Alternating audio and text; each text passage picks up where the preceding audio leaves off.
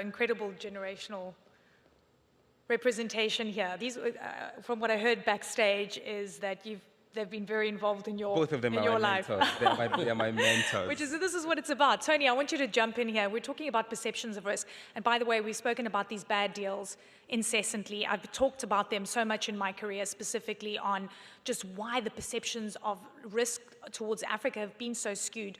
From a private sector perspective, tell me why it makes sense to invest on the continent. What kind of returns can people expect?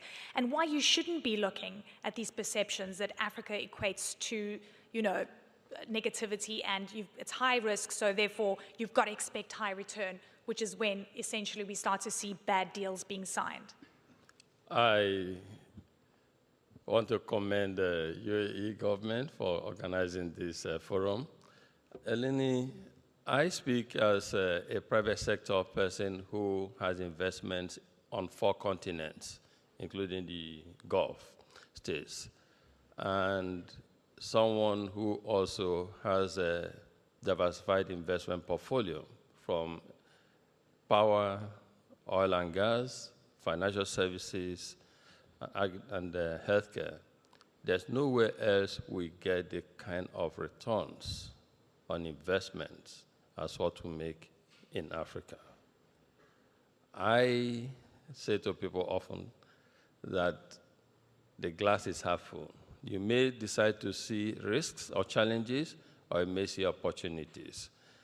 But ability to identify opportunities and structure your approach in a way that addresses and mitigates those risks confers extra competitive advantage on you and your business. So I speak to our friends here, as the president of the African Development Bank said, no better person to say it, because he has the statistics. He sees what's going on the continent.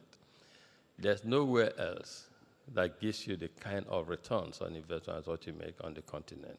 Yes, stereotypes, information provided in a certain way that all you see is challenges. But just look at us, and we keep investing in our group. We generate, or we have capacity to generate 2,000 megawatts of electricity on a daily basis, and today we generate about 750 megawatts, which is very significant on the continent. There's nowhere else you can invest in power sector and you start paying dividend to investors year 3. That happens in Africa. We are in financial services sector, huge, significant returns on investment. So the time is now, and there are certain factors shaping all of this. If you look at the demography in Africa, as our moderator Eleni said, the median age is 19. In other parts of the world, it's 38, 32. This is huge opportunity. 1.5 billion people, over 65% under the age of, as I said before, under the age of 30. So this is significant investment opportunity for everyone. Let us invest, but we also believe, and I said that we have a few challenges on the continent. We don't run away from these challenges, but those are not challenges that impede the decision to invest in a market that holds so much potential for investors.